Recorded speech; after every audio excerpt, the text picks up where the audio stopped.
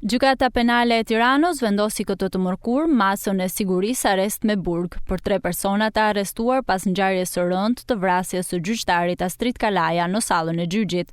Në këtë seancë, gjyqtarja Marinela Osmani vendosi masën e arrestit me burg ndaj Elvis Shkamit, autorit të vrasjes, xhexhai të tij John Shkamit, si dhe punonësit të sigurisë në gjykatën e apelit Banush Koxhaj, i dyshuar për shpërdorim detyre.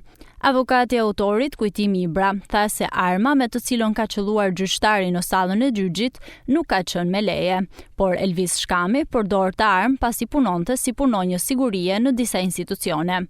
Elvis Shkambi, i dyshuar si autori vrasjes dhe xhaxhai i tij John Shkambi, kërkuan falje publike për familjen e gjyqtarit Kalaja. Ata justifikuan ngjarjen si pasojë e një tronditje të fortë psikike për shkak të kalvarit të gjatë të gjyqeve. Ka qenë i tronditur, ka qenë totalisht i mpir pas kryes së krimit. Dhe ai ka pritur me qetësi forcat e policisë, sepse pastaj ka ardhur vetia dhe në momentin që ka ardhur vetia, ai ka pritur forcat e policisë, duke është larguar, por ka pritur forcat e policisë me qetësi për shkak të ngjarjes që ai pretendon që ka qenë një tronditje të lartë psikike. Shtetet John Shkambi ka qenë, sipas deklarimeve të tij, nuk ka pasur djeni fare që nipi i tij mund kryente një veprim të tillë, nuk ka pas mundësi që të ndalonte nipin e tij në momentin e shkeljes së armës, sepse askush nuk i del armës përpara në ato momente, pasi ishte shumë i tronditur nipi i tij dhe shtetet e John Shkambi në këto momente kur ka filluar, kur është dhënë vendimi, shteti i John Shkambi ka dalur pothuajse nga salla. Pra, mbasi shtetet e John Shkambi pothuajse kishte kaluar derën e seancës,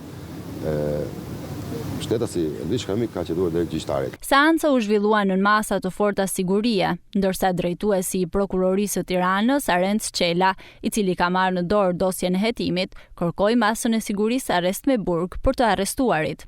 Seanca u mbajt në dhomën penale të gjykatës së Tiranës me dyert të mbyllura. Elvis Shkambi, 30 vjeç, përballet me 3 akuza të rënda nga prokuroria: vrasje e funksionarit publik, vrasje kundërshtarëve në gjyq, e mbetur në tentativë dhe armbajtje pa leje.